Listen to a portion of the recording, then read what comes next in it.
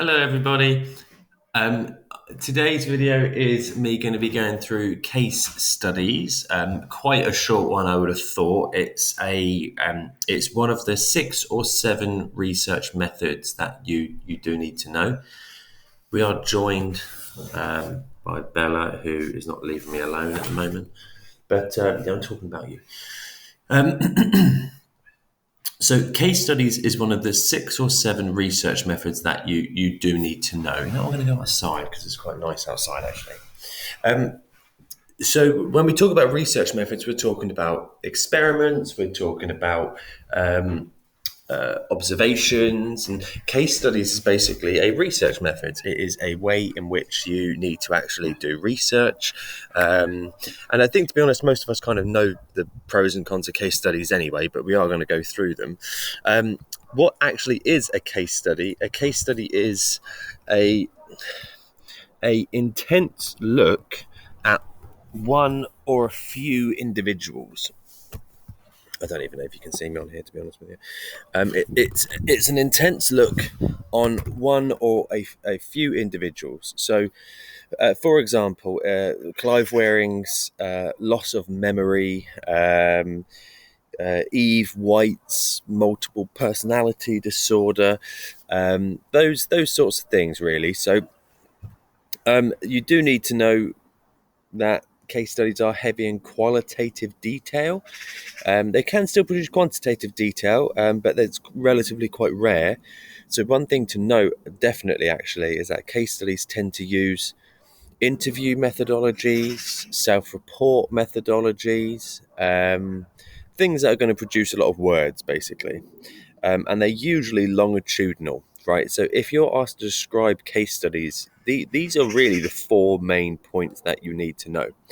It's a single case looking at one or a few individuals. It looks at a rare event. They typically tend to have qualitative data, and they tend to be longitudinal in the sense of longitudinal is basically following the same small group of people, tracking their development over a long period of time. You also need to know examples. Now, these are not the only case studies that you look at. There are a lot more, but I have actually included links to all 5 of these. Clive Wearing is memory, Eve White is psychopathology / psychodynamic, HM is memory, Phineas Gage is approaches, Michelle Cifra is bio. But one thing you can take away from evaluatively is that these case studies have literally given us so much understanding of human behavior, right? So much understanding of human behavior just from these 5 people alone. So, what part of the reason is because case studies give us an opportunity to study a phenomena that we wouldn't usually be able to actually study. So, for example, I can't give someone dissociative identity disorder, commonly known as multiple personality disorder. I can't give people that, and I have to wait for these things to naturally occur.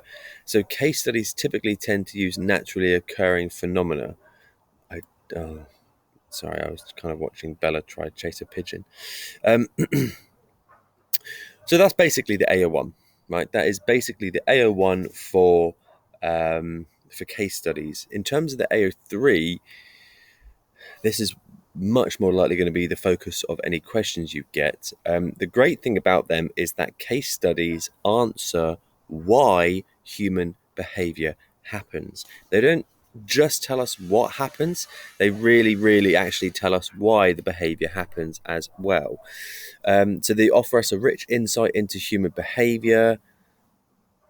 Sorry, I'm just watching Bella climb a tree. Just wondering if she can actually get back down from there.